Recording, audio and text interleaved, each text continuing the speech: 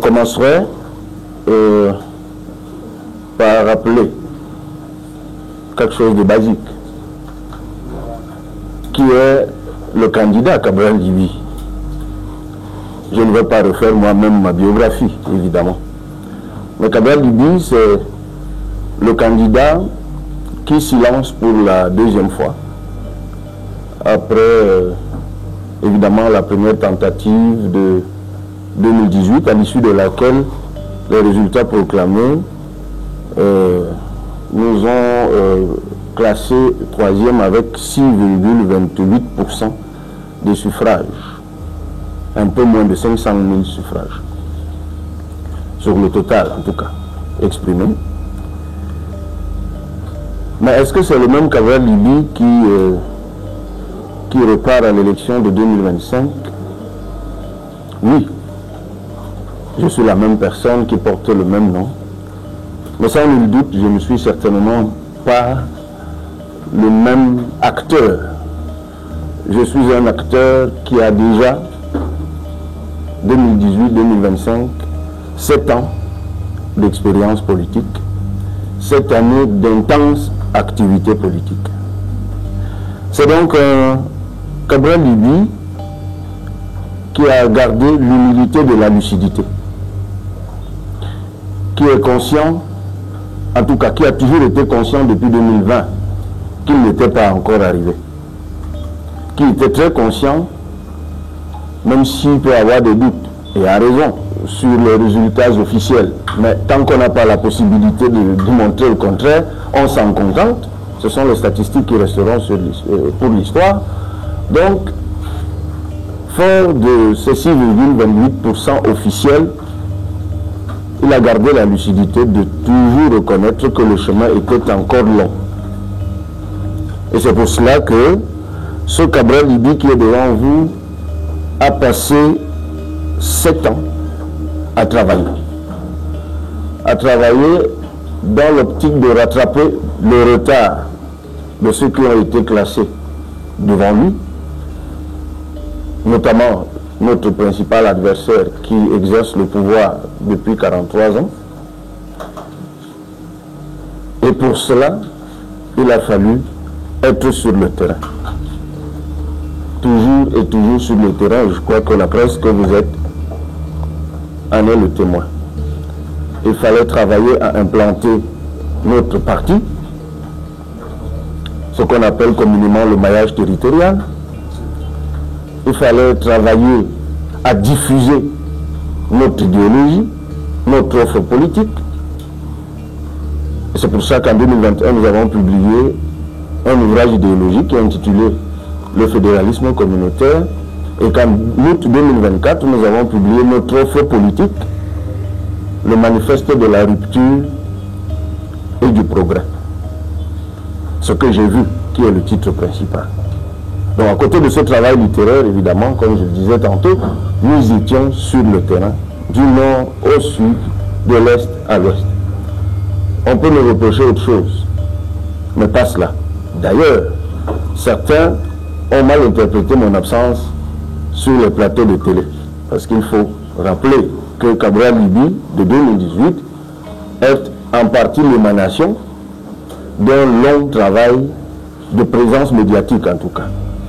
Je crois que beaucoup de Camerounais m'ont découvert davantage comme le débatteur du dimanche ou le chroniqueur télé. Et ça a duré un certain temps. Je rappelle souvent que j'ai fait la une des journaux pour la première fois de ma vie. C'était en avril 2024. Ce même jour, je crois que je faisais la une pour la première fois de ma vie avec ma photo du journal Mutation. 2004, pas 2024, 2004. Avril 2004. Donc il y a quoi, 21 ans. Et ce jour, disais-je, je faisais la une avec ma photo du quotidien Mutation, du journal Nouvelle Expression, du journal Nouvelle Afrique, avec le père Biloa à ici. Et je donnais mes premières interviews, notamment à David Mihamle de BBC à l'époque et à David Dachitan, le père à son nom de RFI à l'époque. Et c'est là que le Camerounais découvrait le fluet personnage qui était porte-parole d'un appel de 1000 étudiants contre la réélection de Paul Biya. Rien que ça. Et quelques temps après, nous avions publié un autre appel de 5000 étudiants dont j'étais toujours le porte-parole. C'est dire que j'ai toujours voulu le départ du président Biya depuis mes 24 ans, je suis né en 1980. Et je me suis donné pour discipline de rester constant et cohérent.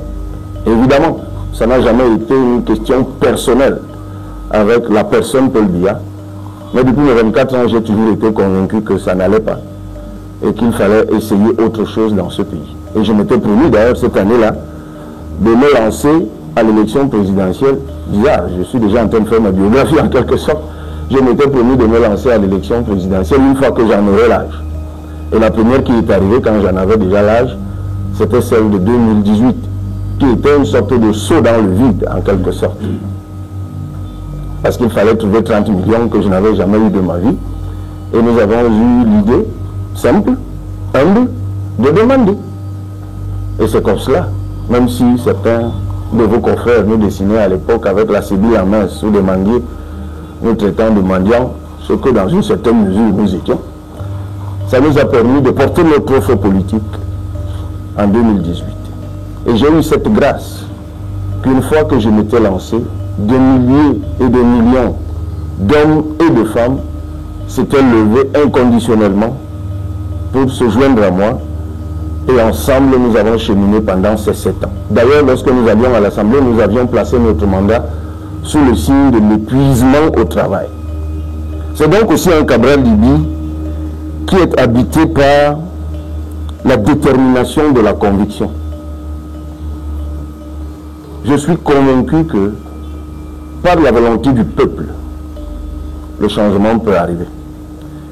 Je suis convaincu qu'on peut convaincre le peuple lorsqu'on porte un projet structuré qui apporte des réponses concrètes aux attentes des populations. Nous sommes 12 candidats à l'élection présidentielle. Je reviens de 7 jours d'activité dans le septentrion du Cameroun. Et avant, on a lancé, comme le disait M. Okal ici, notre meeting, ce qu'on peut appeler pré-campagne. Ça n'a rien d'officiel même, enfin. C'est factuel. La pré-campagne avec un grand meeting à Kribi d'environ 3 à 4 000 personnes, qui était en quelque sorte pour nous-mêmes aussi un test. Parce que ce que j'ai omis de dire tout à l'heure dans mon propos introductif, c'est que notre élan de travail, ne l'oublions pas, a été stoppé pendant 2 ans. Au moment justement où nous convoquions le congrès dit de l'envol à Kribi, vous savez tout ce qui a commencé et tout ce qui s'est abattu sur nous. Un acharnement comme rarement on en a vécu dans ce pays. Une persécution politique comme rarement on en a vu dans ce pays, parce que certaines personnes, parce que membres du gouvernement ont estimé qu'elles pouvaient décider de qui peut faire la politique ou pas, de qui peut être candidat à une élection présidentielle ou pas. Par la grâce de Dieu, par la justice, la volonté de la justice camerounaise, le droit a été dit et notre candidature a été validée. C'est pour cela que le meeting de Kribi d'il y a quelques jours était pour nous en fait une forme de test. Parce que le mot d'ordre que j'ai donné, c'est que je ne voulais pas de participants à ce meeting qui ne soient pas encartés. Qui ne soient pas encartés. J'ai tenu à ce que ce soit un meeting uniquement de militants d'abord, pour que nous sachions si après 2 ans de persécution, nous étions, même nos camarades se sentaient encore un certain allant pour se lever. Et nous avons obtenu ce que vous avez certainement vu, certains des médias l'ont relayé. Et puis, je reviens effectivement du terrain dans le septentrion, vous avez tous vu tout ce qui s'y est passé. C'est le lieu pour moi de remercier ces hommes et femmes, ces camarades, dont je suis le leader malgré tout ce que nous traversons, et c'est par leur entrain, leur engagement, leur sacrifice, c'est en cela que je trouve la source de la détermination de ma conviction. Parce que ce que nous venons de vivre dans le septentrion, c'est vraiment la vague orange que nous sommes allés ériger à Kribi, qui a déferlé dans le septentrion, avec une puissance même telle que, je vous l'avoue, j'en étais moi-même le premier étonné. Donc, revenons à cette plage. Nous sommes 12 à être candidats à l'élection présidentielle. Et je vous le disais, sur le terrain, il y a quelque chose qui revient. Une attente forte de la base. En tout cas des Camerounais, des compatriotes, qui souhaitent que les leaders mutualisent. Et les leaders eux-mêmes, notamment les candidats qui mutualisent. Et les candidats eux-mêmes n'ont de cesse de le dire et de le répéter qu'il y a nécessité de mutualiser. Mais je saisis cette occasion pour lancer une interpellation. Si nous, de l'opposition, voulons véritablement mutualiser, il faut que les actes suivent les paroles. Juste 2 exemples. Lorsque je découvre, il y a quelques jours, que je découvre dans les réseaux sociaux, et c'est faux par ailleurs, mais c'est annoncé par un parti concurrent, que 1000 militants du PCRN ont démissionné à Maroua et ont rejoint l'UNDP. Ok. C'était pas 1000 militants, hein. Mais il y a évidemment eu des démissions. Et la question que je me pose est, ce candidat qui dit qu'il veut mutualiser, y compris avec le PCRN, pour qu'on batte ensemble le parti au pouvoir, pourquoi c'est par les militants du PCRN qu'il commence? Est-ce que c'est là son adversaire? Lorsque, regardant la télé il y a quelques jours, je vois un reportage mensonger, je ne sais plus de quelle chaîne, qui dit que tout le bureau du PCRN de Bamenda, bon, dans le premier cas, alors que déjà on disait que le PCRN, à cause de tout ce que vous savez, n'avait plus un seul militant dans le septentrion, on découvrait tout ce qu'on en avait, donc 1000 qui pouvaient démissionner. Puis que tout le bureau de Bamenda, du PCRN, du Nord-Ouest, a démissionné et a rejoint l'UNDP. Bon, maître Richard Tristel Kamfungarka est jusqu'à date le président de la délégation régionale du PCRN. Pourquoi polluer l'opinion avec ce genre de mensonges? Lorsque regardant la télé, il y a quelque temps, je découvre qu'un ancien camarade, un ancien militant du PCRN, qui, dans la procédure judiciaire contre nous, qu'avait engagé contre nous l'ex-président national du PCRN, lui, il y a longtemps, il a choisi son camp. D'ailleurs, lorsque l'ex-président a sorti son bureau, lui était dans ce bureau. Mais il y a quelques jours, parce qu'il a rejoint le FSMC, je le vois dans un reportage, là je me rappelle bien, cette fois c'était à Canal 2, où il se passe donc pour vice-président déjà. Et cette fois de Cabral, il dit, hein, et pas de Conor Robert, où il est allé et dont les documents circulent. Et il se met à détricoter notre offre politique et notre idéologie, que par ailleurs il défendait il y a juste quelques jours avec beaucoup d'enthousiasme, et les archives existent. Alors lorsque ce parti l'a dit qu'il veut mutualiser, ce candidat l'a dit qu'il veut mutualiser, les paroles c'est une chose, les actes c'est autre chose. Et moi je vous mets au défi. Chaque fois que le PCRN a mis en avant des démissions, comme là, il y a quelques jours, il y a des gens qui ont démissionné d'un parti, par exemple, je peux le dire, là, c'était avant-hier, plusieurs comités de base d'un parti qui ont rejoint, par exemple, le PCRN, d'ailleurs, à leur propre initiative, et nous, on n'en fait pas grande communication par ailleurs, c'est le MDR, qui n'est même pas candidat à l'élection présidentielle et qui est un parti allié au parti au pouvoir. Et lorsque, généralement, nous, on communique sur les gens qui nous rejoignent, qui partent d'autres partis, nous communiquons davantage sur ceux qui partent du parti que nous voulons déléguer du pouvoir et qui nous rejoignent. Donc moi je veux bien comprendre que ceux qui sont... C'est pour ça que je parle toujours de la fameuse bagarre entre l'esclave de maison et l'esclave de champ, où le bourreau des deux lui-même a été étonné de les voir autant s'entretuer. Donc je crois qu'il y a là une nécessité de joindre les actes aux paroles. Parce que ce que moi je ramène du terrain, c'est que le peuple a soif de changement. Vous pouvez prendre l'affaire par le bout que vous voulez. Je vous dis, moi je suis un homme de terrain. Ça, vous devez le savoir. Et là, je reviens fraîchement du terrain. Je dois certainement peut-être encore avoir le visage marqué.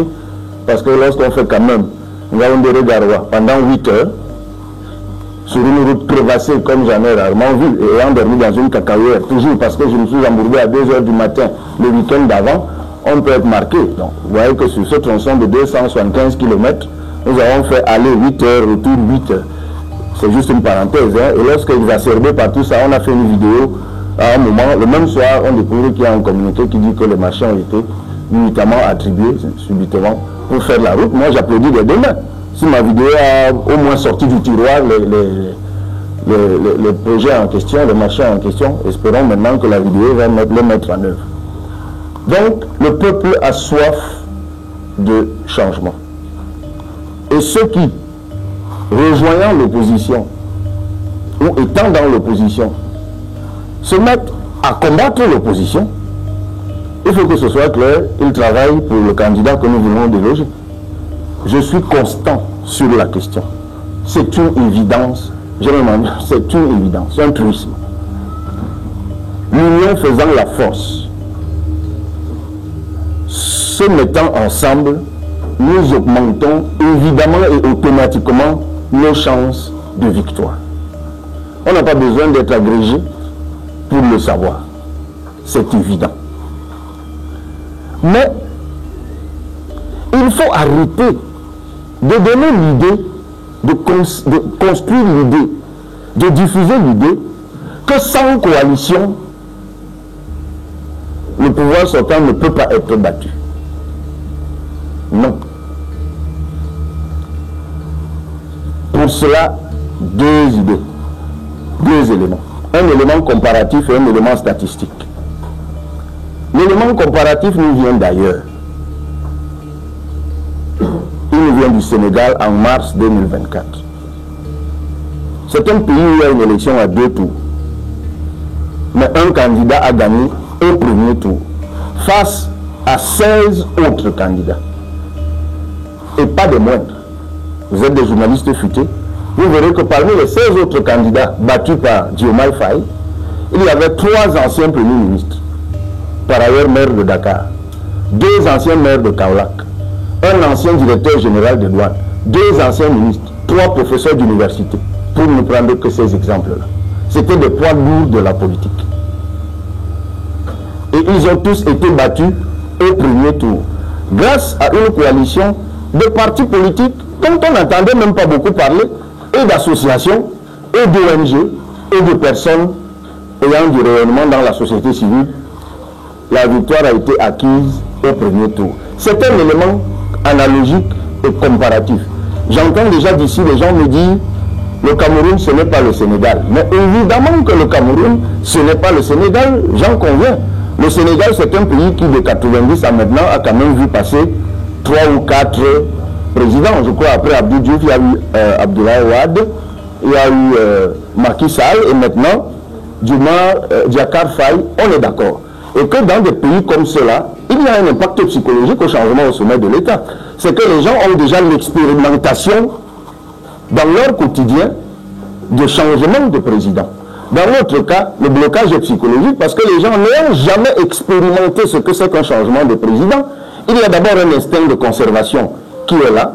Et puis ça crée un terrain sur lequel des idées du genre, tous veulent une place dans la mangeoire, tous vont faire comme le sortant, tous ressemblent au sortant, prospèrent. De fausses idées comme celle-là prospèrent. Et c'est ce que nous on appelle l'impuissance apprise. Il faut arrêter de faire croire à l'électeur camerounais qu'il n'est rien. Arrêtons de donner l'impression que l'électeur camerounais n'a pas la décision. Et je demande la plage suivante, puisque c'est de ça je crois qu'elle parle. L'électeur camerounais a le pouvoir. Autre élément, cette fois statistique.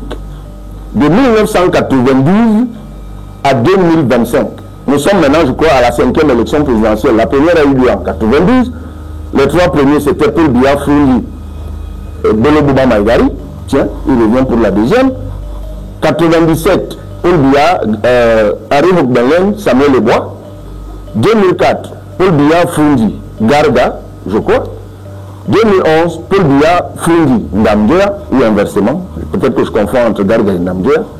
Et puis 2018, Paul Biya, Kamto, lui dit, vérifiez sur Google, à chacune de ces élections, ou à l'issue de chacune de ces élections, les 3 premiers, et c'est pour ça que je l'ai cité, ont toujours obtenu plus de 95% des suffrages. Alors c'est un indicateur. C'est un indicateur statistique et scientifique. C'est que l'électeur camerounais est rationnel. Vous pouvez être 1000 candidats, l'électeur camerounais sait distinguer le candidat sérieux du candidat qui n'est pas sérieux. Quels sont ces critères d'analyse pour arriver à la conclusion que tel est sérieux ou pas? Je ne sais pas. Je n'ai pas poussé l'étude jusqu'à ce niveau-là. Est-ce la constance? Est-ce la cohérence? Est-ce la solidité du projet? J'en sais rien. Mais le fait statistique, il est là. Et ce fait statistique, on se reparle après l'élection, aura encore été marquant cette année-ci.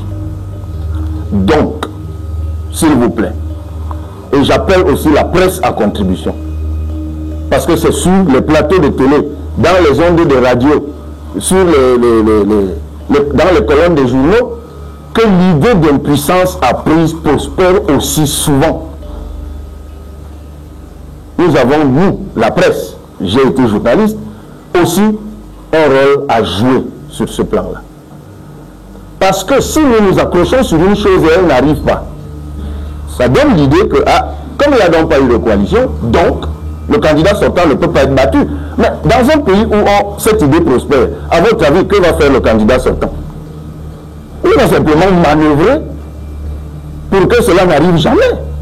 Et croyez-moi, il peut en avoir les moyens. N'oubliez pas qu'il y a des gens sur qui on a tiré des balles en caoutchouc il y a juste 7 ans, qui aujourd'hui disent qu'ils regrettent toute leur vie de s'être levés contre le candidat qui a fait tirer sur eux. Donc, ils ont parfois une puissance qu'ils exercent sur des gens pour bloquer leur mouvement ou retourner leur position, mais ils peuvent le faire uniquement pour que la coalition ne se fasse pas. Et dès que ça ne se fait pas, eh bien, on dit, vous voyez, non, ils ont été incapables de se mettre ensemble. Moi qui suis un leader politique qui porte un projet alternatif, je vais vous avouer une chose. L'opposition n'est pas un parti politique. Ça, c'est une idée fausse. Nous sommes tous souvent attentifs à ce qui se fait dans un pays dont nous parlons la langue qui est la France. Est-ce que quelqu'un imagine même une coalition un jour en France entre Marine Le Pen et Jean-Luc Mélenchon? On a même parfois l'impression qu'ils sont opposés, eux, qu'ils ne le sont vis-à-vis de celui qui est au pouvoir, et ça se voit avec le niveau qu'il y a à l'Assemblée nationale. L'engagement politique, c'est aussi un engagement de conviction. Et la coalition n'est pas un bric-à-brac. Une fois j'avais dit, la bonne coalition, c'est quand les cigales coalisent ensemble. Vous connaissez la fable? Je veux dire, quand les fourmis, qu'est-ce que j'ai dit? Quand les fourmis coalisent ensemble, pas les cigales. Parce que les cigales passaient le temps à chanter et les fourmis passaient le temps à travailler. Et croyez-moi, ce n'est pas évident de mettre ensemble les cigales qui chantent et les fourmis qui travaillent. Il y a là un travail minutieux qu'il faut faire. Les deux peuvent mutualiser. Mais il faut bien, c'est un travail qui est méthodique, qui demande des discussions, qui demande des garanties, qui demande un certain nombre de choses. Donc ce n'est pas toujours évident. Nous portons un discours de rupture. Il faut la rupture. La rupture avec ce qui se fait. La rupture avec l'affaissement du service public. La rupture avec l'absence de l'État et de ceux qui le dirigent.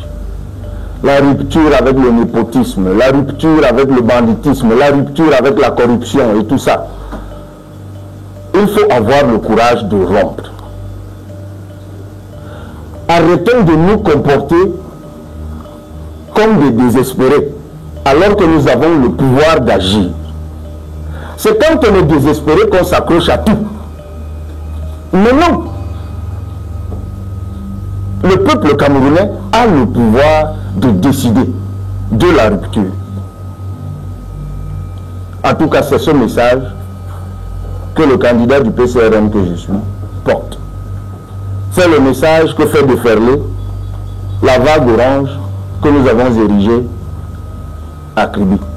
Et nous lançons un appel à tous les Camerounais, à toutes les Camerounaises d'ici et de la diaspora qui croient en la rupture et au progrès, qui pensent qu'il faut qu'on essaye autre chose, qu'ils se lèvent et qu'ils nous rejoignent dans cette vague orange. Ce n'est pas la vague du PCRN, c'est la vague d'un projet. Il y a déjà des acteurs de la société civile qui ont commencé à nous rejoindre. Mon style charismatique, vous connaissez bien. Il y a encore 2 jours, j'ai vu Valérie Ndongo. Avant, Laura Sen,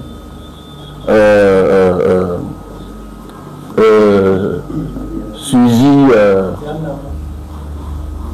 Diane Nama, Béatrice.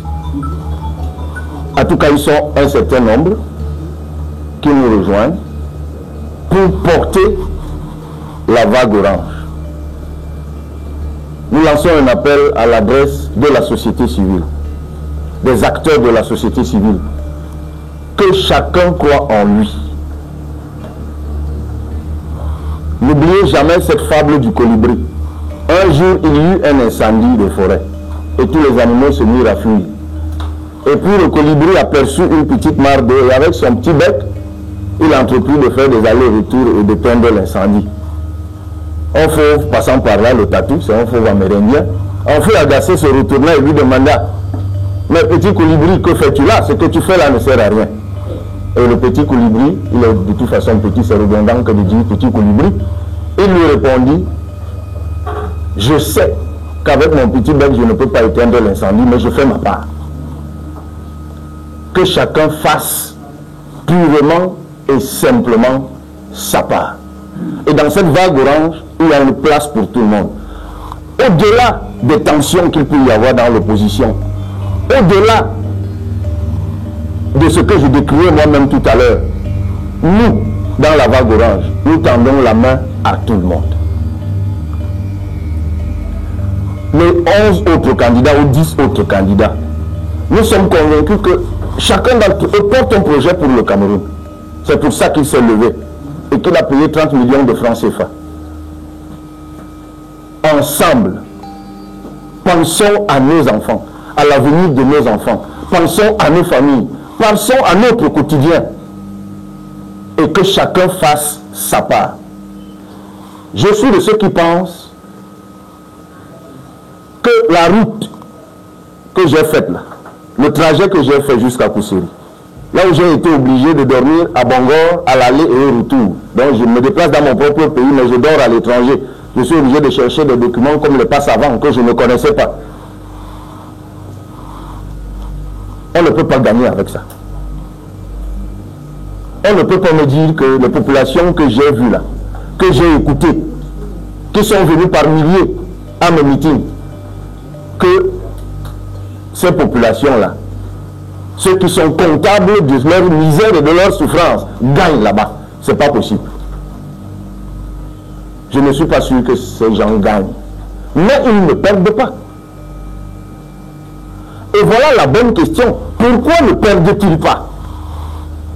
Mais parce qu'ils fraudent. Alors, la politique et la campagne politique, ce n'est pas un rendez-vous moral. Hein. A priori. Ce n'est pas moi qui ai dit, c'est parfois la fin qui justifie les moyens. Oui, on prône des valeurs, je suis le premier.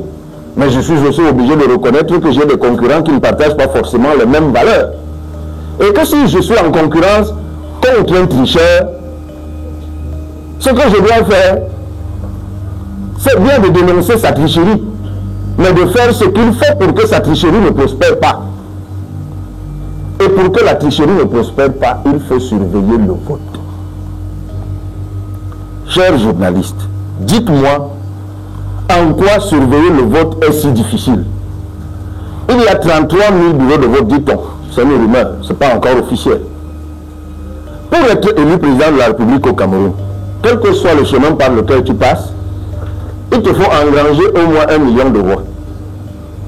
Alors la question est, comment peux-tu vouloir et penser gagner avec 1 million de voix, mais tu es incapable de trouver 33 000 personnes qui surveillent le vote? C'est de deux choses-là. Soit tu n'y as pas pensé, soit ceux qui te votent n'y ont pas pensé. Et moi je dis, pensons-y. Même vous qui êtes dans cette salle, vous êtes neutre, vous êtes journaliste, mais certains sont engagés.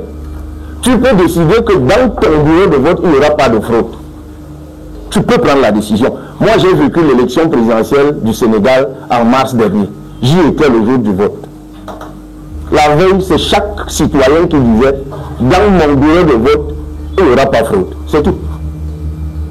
Ils y étaient agglutinés dès 8 h du matin. Mais bon sang, nous voulons le changement.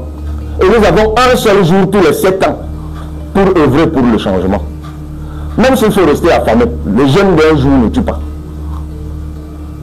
Parce que parfois les gens disent il faut des sandwichs, il faut ceci. Oui, beaucoup d'entre nous, chrétiens comme musulmans, nous avons l'expérience du jeûne pour prier. Nous prions dans le jeûne. Mais tu peux te dire, pour le 12 octobre, je reste à jeun pour le changement. Encore que tu peux très bien manger, tu peux faire bonbons à 7 h pour être en forme toute la journée.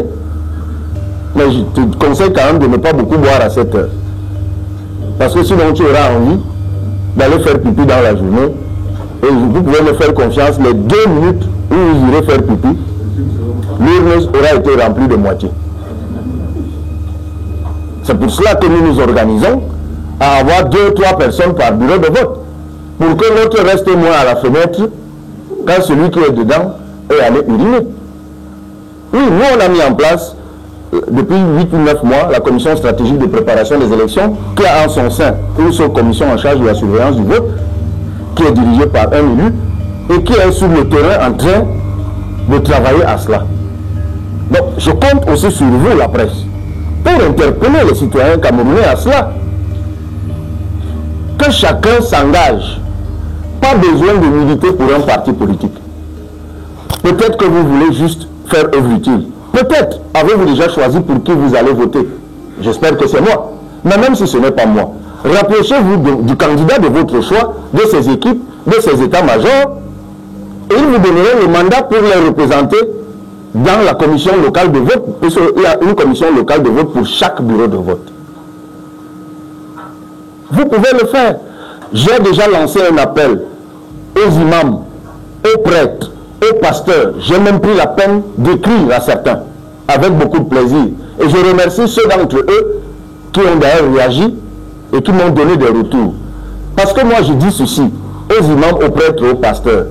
S'il y a aussi une constante dans notre pays, c'est que jusque dans le fin fond de nos villages, il y a une église ou une mosquée. Et si les responsables d'église, récemment la conférence épiscopale a fait une sortie qui a fait couler beaucoup d'encre et qui appelait au changement. Mais en fait, la solution du changement, elle est dans les églises.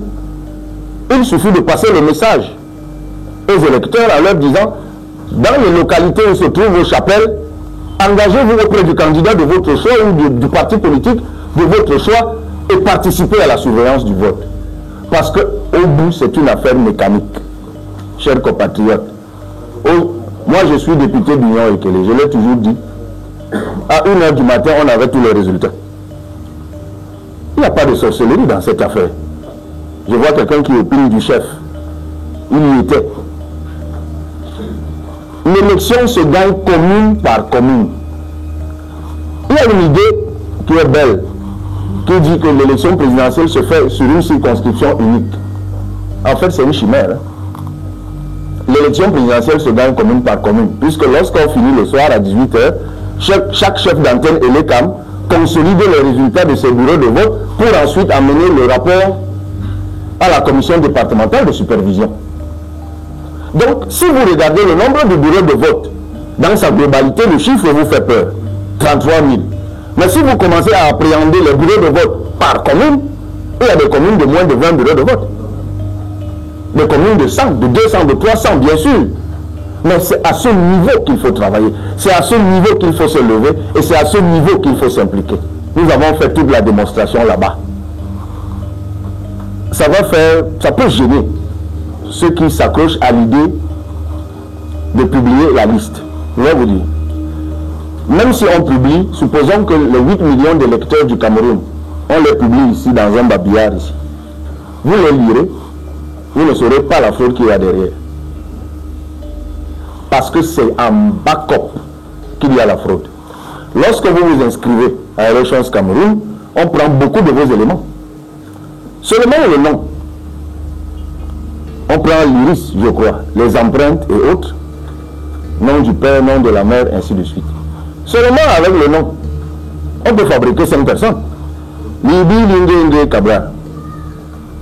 Libi Lingenge Cabral. Ngeli Libi Cabral. Ngenge Cabral Libi. Et quand on a fabriqué ces 5 noms que je viens de citer, on les loge dans des bureaux de vote. On les loge dans des bureaux de vote qui existent.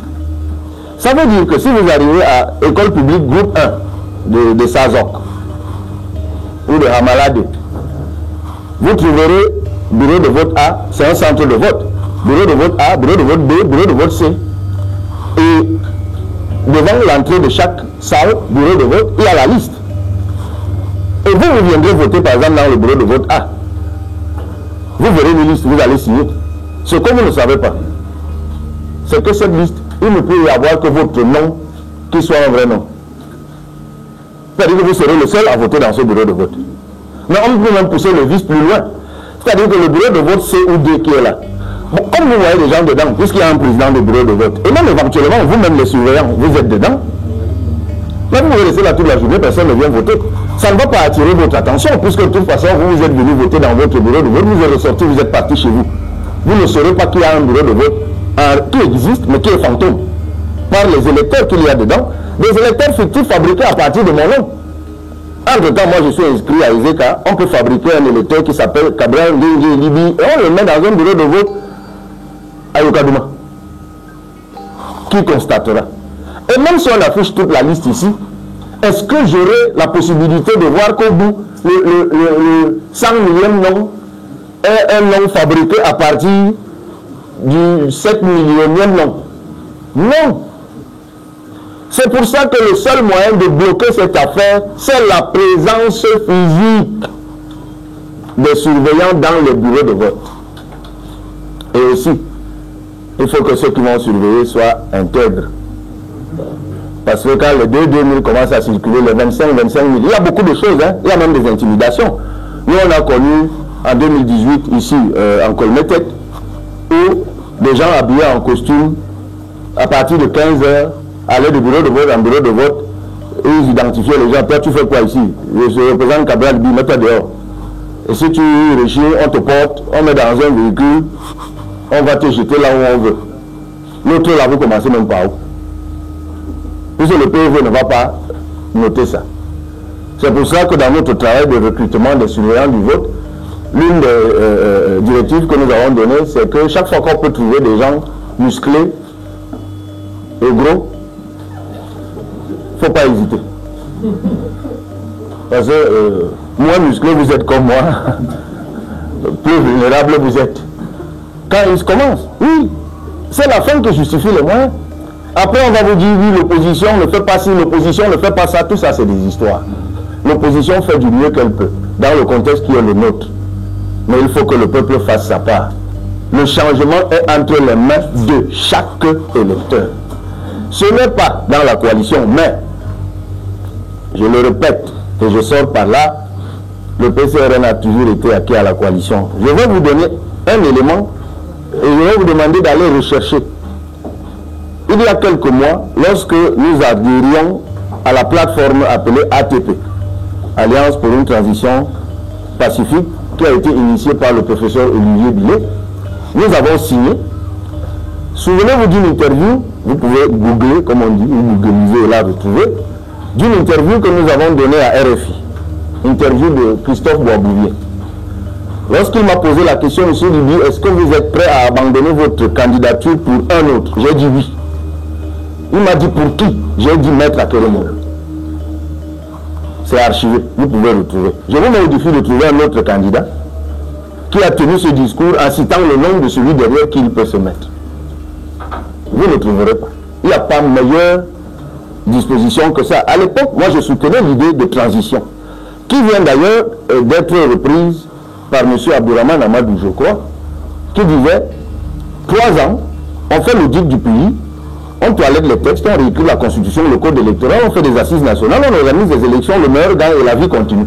Et moi j'estimais qu'effectivement, une personne d'un certain âge, d'un certain rayonnement et d'une certaine expérience était plus qualifiée que moi pour un job de transition. Bon, après l'intéressé lui-même a pris une autre direction et a changé de braquet.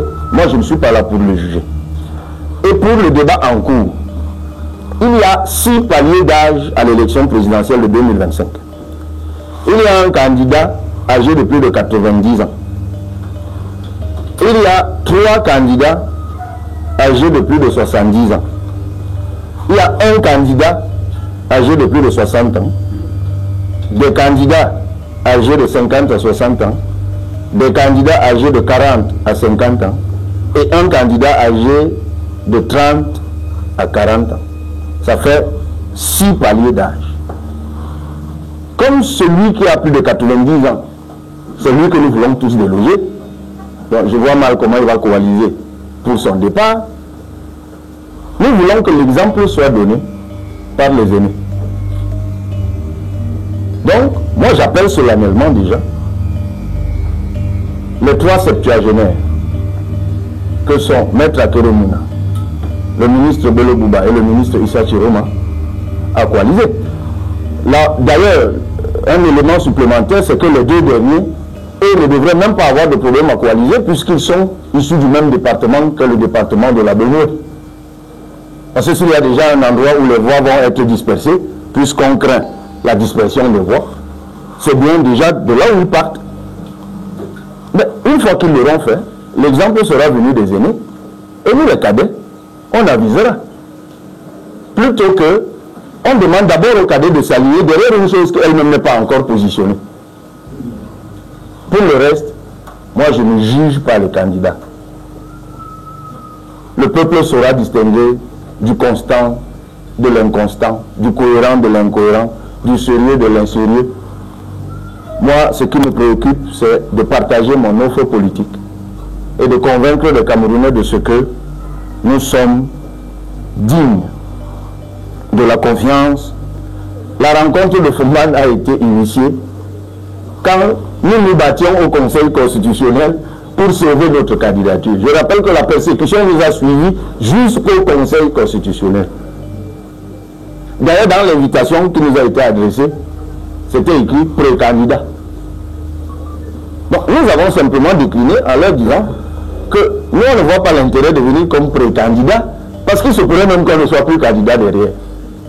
Donc, vous pouvez peut-être attendre que ça finisse au Conseil constitutionnel. Ceux qui seront donc candidats pourront venir. Bon, ils ont décidé de faire ce qu'ils ont fait. Ce qui ne nous dérange pas. Puis, il y a eu la réunion pour le suivi de ce qui s'est fait à Fumban. Et là encore, on leur a dit, mais comment nous, on va participer au suivi d'une chose à laquelle nous n'étions pas associés au départ? Ce que nous voulons, c'est juste une audience, notamment avec l'initiatrice, Madame la Présidente. Nous lui avons dit, accordez-nous selon votre agenda une date, nous viendrons, comme ça vous nous briefez au préalable sur ce qui a été fait et dit. Parce que les réunions politiques, hein, croyez-moi, ce n'est pas toujours le communiqué qu'on vous donne, vous la presse. Souvent, le meilleur, l'essentiel n'est pas dans le communiqué.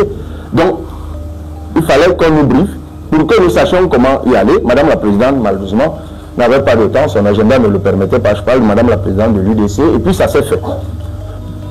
On est maintenant dans une configuration où il faut, nous le pensons, une démarche à 3 étapes. Première étape, projet commun. Qu'est-ce qu'on va défendre ensemble? Deuxième étape, stratégie commune de surveillance du vote. ne nous marchons pas dessus. Mettons nos forces et faiblesses ensemble. Puis, troisième étape, critères de choix de l'un d'entre nous. Et ces critères, il faudra qu'ensemble on les détermine. Est-ce que c'est des critères d'ancienneté? Est-ce que c'est des critères de jeunesse? Est-ce que c'est des critères de popularité? Est-ce que c'est des critères d'implantation sur le terrain? Est-ce que c'est objectivement, on doit pouvoir discuter de cela. On n'invente pas la roue, ça a été fait dans d'autres pays et nous pouvons le faire. Jusqu'ici, on ne l'a pas fait. C'est pour ça que certains de vos confrères traînent l'opposition camerounaise de l'une des plus idiotes, je crois. Idiote, bête. Voilà, l'une des plus bêtes. Je trouve ça un peu sévère, mais bon, moi, ça ne me décourage absolument pas. Je reste optimiste. On n'est vraiment pas aussi bête que ça. 500 millions pour régler les urgences des routes. 500 millions pour régler les urgences des hôpitaux. 500 millions pour numériser et régler les urgences des écoles. Et 500 millions pour lancer des projets agricoles ou d'élevage, mais l'agriculture au sens large, dans chaque commune.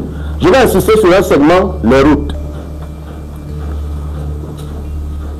Pour entretenir en permanence les routes. Et moi, je fais le terrain. Vous savez tout ce que j'ai dormi il y a 2 semaines dans une cacahuète à Bourmakak parce que la voiture s'est embourbée à 2h30, 2h du matin. On ne savait même plus dans quel village on était, donc on a dormi sous les cacahuètes et il a commencé à pleuvoir. Pour entretenir en permanence les routes dans une commune, il faut 5 engins. Le bulldozer, la pelle chargeuse, la niveleuse, le compacteur et un camion. Chacun de ces engins, celui qui coûte le plus cher, coûte 100 millions de francs CFA. Je le sais trop parce que le PCRN a des maires qui en ont acheté. 500 millions fois 10 communes, ça fait combien? 5 milliards. 5 milliards fois 100 communes. Ça fait 500 milliards. Ça veut dire que en 4 ans, en mettant 500 milliards sur 100 communes chaque année, on a résolu le problème. Vrai ou faux? Et je rappelle que je vous envoie le chercher. Vous allez voir ce que l'État du Cameroun dépense chaque année au titre de la réhabilitation des routes. Alors qu'il suffit de doter les mairies de ces engins pour qu'au moins 2 fois par an, les routes soient entretenues et latéralisées. Avant d'envisager même leur bitumage. Parce que lorsqu'elles sont entretenues et latéralisées, les populations peuvent écouler leurs produits. Même si c'est dans la poussière, mais il faut que ça roule d'abord. Parce que malheureusement, actuellement, ça ne roule même pas quand il commence à pleuvoir.